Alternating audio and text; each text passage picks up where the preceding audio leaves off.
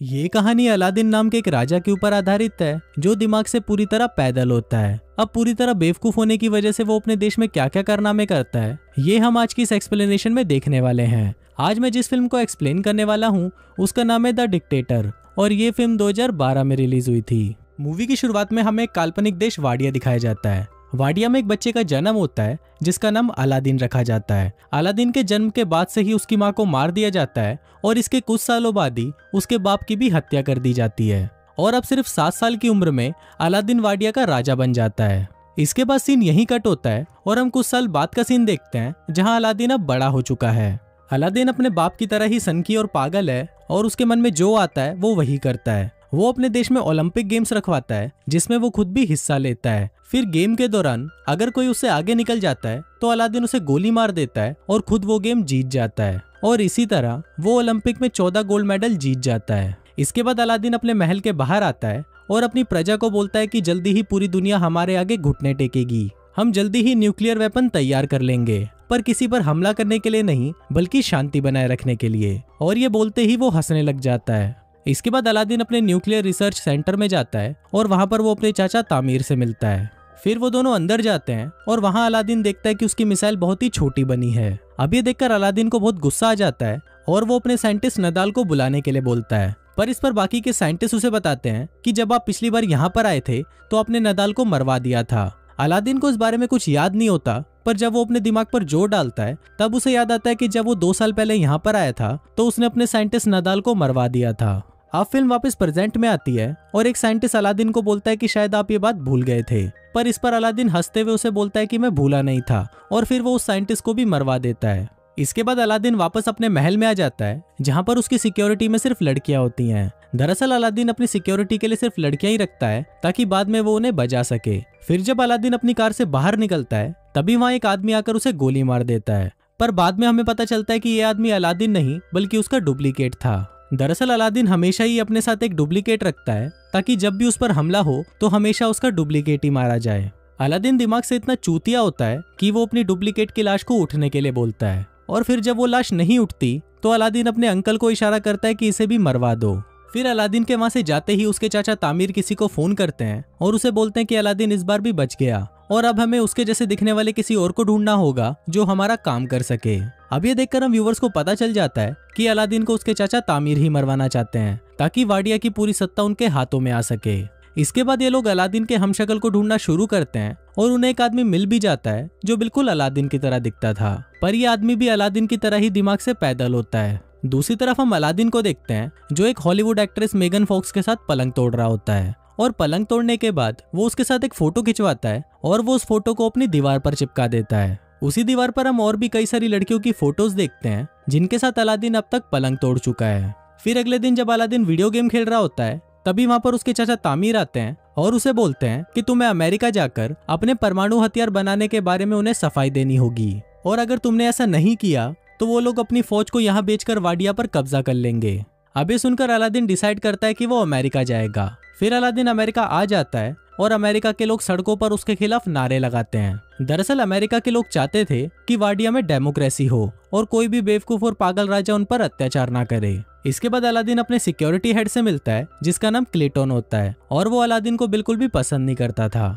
फिर जब रात को अलादीन अपने होटल में सो रहा होता है तभी वहां पर क्लेटन आता है और वो उसको किडनैप कर लेता है। वो उसे एक टॉर्चर रूम में लेके जाता है और वहां पर वो अलादीन को अपने हथियार दिखाता है जिससे वो उसे टॉर्चर करने वाला है, पर अलादीन उसके हथियारों का मजाक उड़ाने लगता है जिससे गुस्सा होकर क्लेटन उसकी दाढ़ी काट देता है। फिर वो उसकी दाढ़ी को जला देता है, पर दाढ़ी पर लगी आग से वो खुद भी जल जाता है। दूसरी तरफ अलादीन भी खुद को रस्सियों से आजाद कर लेता है और वहां से भाग जाता है। अब अलादीन की दाढ़ी कट जाने की वजह से कोई भी उसे पहचान नहीं सकता था। फिर अगले दिन अलादीन उसी जगह जाता है जहाँ पर उसे भाषण देना था। तभी वो वहाँ पर देखता है कि उसका हमशक्ल उसके चाचा तामीर के साथ वहाँ पर भाषण देने के लिए जा रहा है और अब अलादीन ये सब देखकर समझ जाता है कि ये सारा खेल उसके चाचा तामीर का है। अब अलादीन को बहुत ज्यादा गुस्सा आ जाता है और वो रेलिंग तोड़कर अंदर जाने की कोशिश करता है, पर तभी सिक्योरिटी उस पर हमला कर देती है और वो नीचे गिर जाता है। तभी वहाँ पर जोई नाम की एक लड़की आती है और वो उसे स्कूटी पर बिठाकर वहाँ से ले जाती है। इसके बाद जोई उसे अपनी दुकान पर लेके जाती है जहाँ पर वो काम करती थी। जोई अलादीन को कुछ कपड़े देती है और उसे पूछते है कि क्या तुम मेरी दुकान पर काम करोगे, पर इस पर अलादीन उसे बोलता है कि मैं चूतियों के साथ काम नहीं करता और ये बोलकर वो वहाँ से चला जाता है। अब अलादीन सड़कों पर भटक रहा होता है और तभी वहाँ उसे नदाल दिखता है, जिसे उसने कई सालों पहले मरवा दिया था। अलादीन नदाल को जिंदा देखकर हैरान हो जाता है और वो उसका पीछा करने लगता है। पीछा करते हुए अलादीन एक बार में पहुंच जाता है जहाँ पर सिर्फ वही लोग आते थे जो अलादीन से नफरत करते थे। तभी वहाँ पर काम करने वाला एक आदमी अलादीन को पहचान लेता है और वो सभी को बता देता है कि ये अलादीन है। दरअसल उस बार में जितने भी लोग थे उन सभी को अलादीन ने मरवा दिया था, पर उनमें से कोई भी मरा नहीं था और वो सब भागकर अमेरिका आ गए थे। इसके बाद वो सभी अलादीन को पकड़ लेते हैं और उसे मारने की कोशिश करते हैं। वो अलादीन को टपकाने ही वाले होते हैं कि तभी वहाँ पर नदाल आ जाता है और उन सभी को बोलता है कि ये मेरा कजन है। दरअसल यहाँ पर नदाल ने अलादीन को पहचान लिया था। इसके बाद नदाल उससे पूछता है कि तुम यहाँ पर क्या कर रहे हो, तो अलादीन उसे बताता है कि उसके चाचा तामिर ने उसे धोखा दिया और वो वाडिया पर कब्जा करना चाहते हैं। फिर अलादीन नदाल को बोलता है कि तुम्हें मेरी हेल्प करनी होगी, जिस पर नदाल मान तो जाता है, पर वो उसे बोलता है कि मुझे मेरी नौकरी वापस चाहिए, जिस पर अलादीन भी मान जाता है। फिर अगले दिन अलादीन और नदाल उस होटल के पास जाते हैं जहाँ पर अलादीन का हमशक्ल रहता है। तभी वहाँ पर अलादीन जोई को देखता है और उससे छुपने लगता है। फिर नदाल उसे पूछता है कि तुम ऐसा क्यों कर रहे हो, तो अलादीन उसे बताता है कि मुझे वो लड़की बिल्कुल भी पसंद नहीं है, जिस पर नदाल उसे बोलता है कि अगर तुम इस लड़की को जानते हो तो उसकी मदद से हम इस होटल में आसानी से पहुंच सकते हैं। अब अलादीन ना चाहते हुए भी जोई की शॉप में काम करने लगता है, पर वहाँ पर वो ढंग से काम करने की बजाय सभी चीजों को बिगाड़ देता है। फिर अलादीन को नदाल का कॉल आता है और वो उसे बताता है कि मैंने सारा प्लान बना लिया है। हम कैंटीन के सामान के बहाने से उस होटल में जाएंगे और वहाँ पर नकली अलादीन को हटाकर उसकी जगह असली अलादीन को ले आएंगे।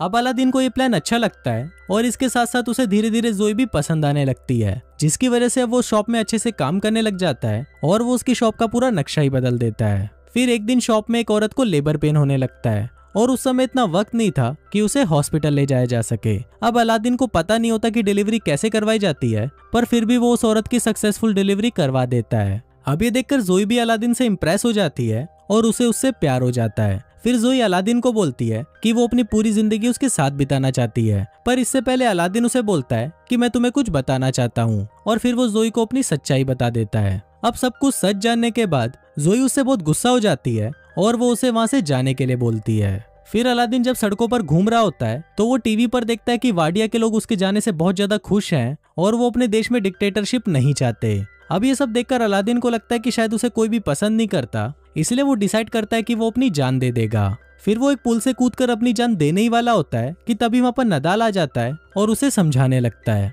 अब अलादीन भी नदाल की बात को मान जाता है और वो अपने मरने का प्लान कैंसिल कर देता है। फिर अगले दिन अलादीन नदाल के साथ मिलकर बहुत ही मुश्किल से उस होटल के कमरे में चला जाता है और वहाँ पर वो नकली अलादीन को भगाकर खुद उसकी जगह ले लेता है। इसके बाद अलादीन उस मंच पर जाता है जहाँ पर आज वाडिया का नया संविधान पढ़ा जाना है।